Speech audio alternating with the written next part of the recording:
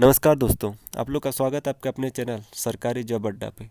दोस्तों अभी तक अगर आपने इस चैनल को सब्सक्राइब नहीं किया है तो इसको ज़रूर कर लीजिए, ताकि कोई भी सरकारी जॉब की नोटिफिकेशन आपसे मिस ना हो और आप फॉर्म को आराम से भर सकें। दोस्तों मैं आज आप लोगों के लिए बहुत ही अच्छी रिक्वायरमेंट लेकर आया हूँ, जो कि भारतीय वायुसेना की तरफ से यानी इंडियन एयरफोर्स की तरफ से आप लोग के लिए बहुत ही अच्छी रिक्वायरमेंट आई हुई है। ठीक है, तो वीडियो शुरू करने से पहले दोस्तों मेरा आपसे रिक्वेस्ट है कि आप वीडियो को पूरा देखिएगा, ताकि कोई भी जानकारी आपसे मिस ना हो और आप फॉर्म को आराम से भर सकें। तो दोस्तों इनकी तरफ से जो रिक्वायरमेंट निकाला गया है वो एयरफोर्स कॉमन एडमिशन टेस्ट है, एपकेट 01/2021। ठीक है, for the flying branch and ground duty technical और नॉन टेक्निकल के लिए। ठीक है। तो दोस्तों इनका जो ऑनलाइन एप्लीकेशन जो है वो 1 दिसंबर 2020 से स्टार्ट हो गया है, और जो कि 30 दिसंबर 2020 तक रहने वाला है। ठीक है, आप यानी कि आप इसी बीच अपना फॉर्म जो है वो भर दीजिएगा, जो कि है 1 दिसंबर 2020 से लेके 30 दिसंबर 2020। ठीक है, और इन्होंने देखिए पहले ही कॉलम पे लिखा हुआ है, Indian air force invite Indian citizens man और वोमेन।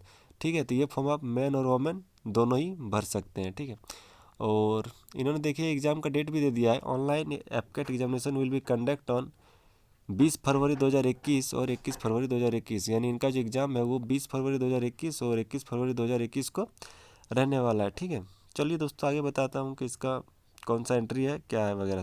तो देखिए इनका जो पहला वो एपकेट एंट्री है। ठीक है, उसमें जो है आपका फ्लाइंग है, तो उसमें मैन और वोमेन दोनों अप्लाई कर सकते हैं। ठीक है, और अगर इसमें नंबर ऑफ़ वैकेंसीज़ की बात करें तो देखिए 69 वैकेंसीज आपको देखने को मिलेंगे। ठीक है, और दूसरा जिनका ग्राउंड ड्यूटी टेक्निकल, ठीक है, उसमें अगर आपका वैकेंसीज़ की बात करें तो पीसी में आपको 27 वैकेंसी और एसएससी में आपको 40 सीट देखने को मिलेंगे, और पीसी में 12 और एसएससी में 17 सीट आपको देखने को मिलेंगे। ठीक है, और अगर ग्राउंड ड्यूटी नॉन टेक्निकल की बात करें तो उसमें अगर आपका नंबर ऑफ़ सीट का बात करें तो देखिए पीसी 12 और एसएससी 19 और पीसी 6 एसएससी 10 पीसी 9 एसएससी 14। ठीक है, उसके बाद देखिए एनसीसी स्पेशल एंट्री है फ्लाइंग के लिए। ठीक है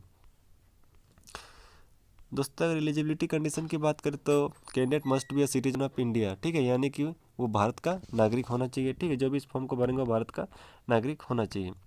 और दोस्तों अगर एज लिमिट की बात करें तो देखिए जो फ्लाइंग ब्रांच है एपकेट के लिए जो आपका एज लिमिट रहने वाला है दोस्तों वो 20 से 24 साल के बीच रहने वाला है। ठीक है, यानी कि अगर आपका जन्म 2 जनवरी 1998 से 1 जनवरी 2002 के बीच है तो आप इस पोस्ट को आराम से भर सकते हैं। ठीक है, और इनका जो दूसरा पोस्ट है वो देख सकते हैं ग्राउंड ड्यूटी टेक्निकल और नॉन टेक्निकल के लिए। अगर आपका एज लिमिट की बात हो तो आपका जो एज लिमिट है वो 20 से लेकर 26 साल के बीच रहने वाला है नॉन टेक्निकल के लिए। ठीक है, यानी अगर आपका जन्म 2 जनवरी 1996 से 1 जनवरी 2002 के बीच है हुआ है तो आप इस पोस्ट को आराम से भर सकते हैं। ठीक है, अब चलिए दोस्तों अगर बात करें एजुकेशनल क्वालिफिकेशन के लिए तो इनका जो पहला पोस्ट है वो देखिए फ्लाइंग ब्रांच के लिए। अगर आपका एजुकेशनल क्वालिफिकेशन की बात करें तो आपका 10+2 जो है वो 50% के साथ पास होना चाहिए, और साथ ही आपका 10+2 में मैथ और फिजिक्स कंपलसरी होना चाहिए। ठीक है, और साथ ही आपका ग्रेजुएशन होना चाहिए, 3 year graduation in any discipline, किसी भी डिसिप्लिन में आपका 3 साल का ग्रेजुएशन डिग्री होना चाहिए, और साथ ही आपका 60% मार्क्स के साथ आप पास आउट होने चाहिए। ठीक है, अगर 3 ईयर डिग्री ग्रेजुएशन नहीं है तो आपका अगर आपने बी टेक किया हुआ है, ठीक है, तो भी और 60% के साथ आप पास आउट हैं तो आप इस पोस्ट को आराम से भर सकते हैं। इनका जो दूसरा पोस्ट है वो देखिए ग्राउंड ड्यूटी टेक्निकल के लिए। तो ग्राउंड ड्यूटी टेक्निकल के लिए इन्होंने जो एजुकेशनल क्वालिफिकेशन रखा है वो देखिए कैंडिडेट विथ मिनिमम 50% मार्क्स, यानी कि आपका 10+2 जो 50% मार्क्स के साथ पास आउट होना चाहिए, और साथ ही आपका 10+2 में फिजिक्स और मैथमेटिक्स जो है वो कंपलसरी होना चाहिए, और साथ ही आपका 4 ईयर डिग्री ग्रेजुएशन, यानी कि 4 साल का अगर आपका बी टेक है तो आप इस पोस्ट को आराम से भर सकते हैं। ठीक है, और इनका जो दूसरा है पोस्ट है वो देखिए ground duty non technical branches के लिए। तो उसमें आपका देखिए पास 10+2 यानी 10+2 आप पास होना चाहिए, साथ ही ग्रेजुएट डिग्री होनी चाहिए। ठीक है, और कम से कम आपका 60% डिग्री में होना चाहिए ग्रेजुएशन में। ठीक है, तो आप इस पोस्ट को आराम से भर सकते हैं। दूसरा जिनका पोस्ट है अकाउंट्स ब्रांच के लिए जो है आपका 10+2 पास आउट होना चाहिए, और साथ ही आपका ग्रेजुएशन 60% के साथ आपका पास आउट होना चाहिए। ठीक है,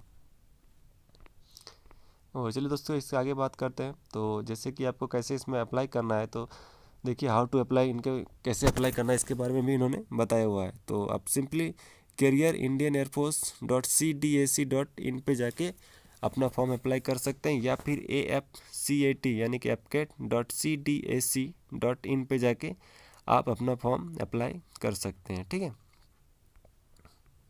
दोस्तों, अगर इसके एप्लीकेशन फ़ी के बारे में बात करें तो देखिए इन्होंने दिया हुआ है कि आप देखिए एग्जामिनेशन फ़ी फॉर एपकेट एंट्री, तो उसके लिए आपका एपकेट एंट्री का जो फ़ी रहने वाला है वो 250 रुपये रहने वाला है। ठीक है, यानी 250 रुपये का आपका पेमेंट करना होगा। दोस्तों, अगर एग्जामिनेशन की बात करें तो उन्होंने ये भी दिया हुआ है, देख लीजिए, आपको मैं एग्जामिनेशन भी दिखा देता हूँ आपका कौन से शिफ्ट में आप रहेगा क्या रहेगा। देखिए एग्जामिनेशन शेड्यूल इन्होंने पहले ही दे दिया हुआ है। तो जो आपका एग्जामिनेशन होगा वो देखिए 20 फरवरी 2021 को होगा, और वो 2 शिफ्ट में होगा, फर्स्ट शिफ्ट और सेकंड शिफ्ट। फर्स्ट शिफ्ट जो है आपका 8 बजे से, और सेकंड शिफ्ट जो है आपका 12:30 बजे से स्टार्ट होगा, और 21 फरवरी को भी वही फर्स्ट और सेकंड शिफ्ट में आपका एग्जामिनेशन होगा। ठीक है, अगर सिलेबस की बात करें तो देखिए एपकेट के लिए आपका जनरल अवेयरनेस है, वर्बल एबिलिटी इन इंग्लिश है, न्यूमेरिकल एबिलिटी एंड रीजनिंग, ठीक है, और मिलिट्री एप्टीट्यूड टेस्ट है। अगर आपका टाइम का बात करें तो 2 घंटे का आपको समय मिलेगा, और नंबर ऑफ क्वेश्चंस की बात करें तो 100 रहेंगे, और मैक्सिमम आपको मार्क्स जो है आपका 300 रहने वाला है। ठीक है, और EKT के लिए अगर देखें तो इसमें आपका ब्रांच रहेगा वो मैकेनिकल है, computer science and electrical and electronics. ठीक है, उसमें आपको 45 मिनट्स का मिलेगा समय, और नंबर ऑफ़ क्वेश्चन की बात करें तो 50 रहेंगे, और मैक्सिमम मार्क्स आपका 150 रहने वाला है। ठीक है, और मार्किंग स्कीम देखें तो देख लीजिए 3 marks will be awarded for every correct answer, यानी कि अगर आप एक क्वेश्चन सही करते हैं तो आपको 3 मार्क्स दिए जाएंगे, और 1 mark will be dedicate for every incorrect, और अगर आप कोई भी आंसर गलत करते हैं तो आपको उसके लिए 1 नंबर काट लिया जाएगा। ठीक है दोस्तों, आप इस फॉर्म को ज़रूर भरिएगा, ये एक बहुत ही अच्छी जॉब है। जो भी आप सेना के क्षेत्र में अपना बेहतर करियर बनाना चाहते हैं उनके लिए बहुत ही सुनहरा अवसर है। तो अगर आप सारे एलिजिबिलिटी क्राइटेरिया को मैच करते हैं तो इस फॉर्म को ज़रूर भरिएगा, और आगे ऐसा ही सरकारी जॉब की नोटिफिकेशन पाने के लिए हमारे चैनल को सब्सक्राइब करिएगा, और अगर वीडियो अच्छा लगा है दोस्तों तो एक लाइक ज़रूर कीजिएगा। Thank you.